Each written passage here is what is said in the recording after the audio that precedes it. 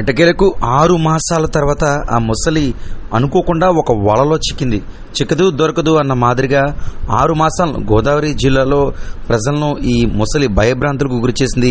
ఒక చోట కనిపించడం మరో చోట తేలడం లాంటి పరిణామాలు దాదాపు 6 మాసాలుగా అంబేద్కర్ కోనసీమ జిల్లాకు సంబంధించి అనేక ప్రాంతాల్లో చోటు చేసుకున్నాయని చెప్పుకోవచ్చు. ఇక అయినవేలికి సంబంధించి ఈ చేపలకు సంబంధించిన వల వేసిన క్రమంలో ఆ వలలో ఈ ముసలి చిక్కుకుంది. దీంతో ఫారెస్ట్ అధికారులకు సమాచారం అందించడంతో ప్రత్యేక బోన్ను తీసుకొచ్చి దాన్ని తరలించే ప్రయత్నం చేశారు. అలాంటి తరుణంలో కూడా అక్కడి నుంచి ఆ ముసలి పరుగులు తీసే ప్రయత్నం చేసింది. దీంతో స్థానికులు ఒక రకంగా సాహసం చేశారని చెప్పుకోవచ్చు.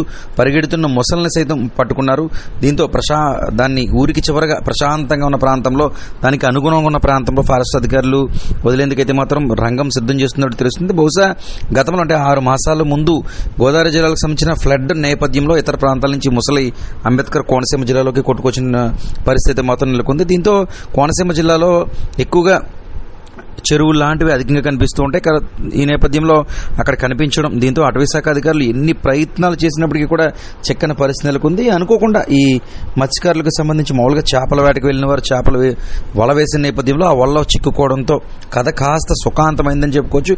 ఎటుకేలకు ఎన్నో స్కెచ్లు వేశారు, ఎన్నో రకాలుగా ప్రత్యేక టీములు కూడా దీన్ని పట్టుకునేందుకు చేరుకున్నాయి. నీటిని అంటే డ్యాంలో నీటిని తోడించడం లాంటి పరిణామాలు కూడా ఎదురు అయినప్పటికీ దొరకని ఈ జంతువు చివరిగా అయితే మాత్రం ఈ ముసలి ఈ విధంగా చిక్కడం పట్ల పలువురు హర్షాతిరేకాలు వ్యక్తం చేస్తున్నారు. ప్రస్తుతం కోనసీమకు సంబంధించి అయినవేలి మత్స్యకారులకు ఈ ముసలి చిక్కింది. దీంతో ఫారెస్ట్ అధికారులు ఆ ముసలిని అక్కడి నుంచి స్వాధీనం చేసుకుని ప్రశాంత వాతావరణంలో వదిలేందుకు సన్నాహాలు చేస్తున్నారు.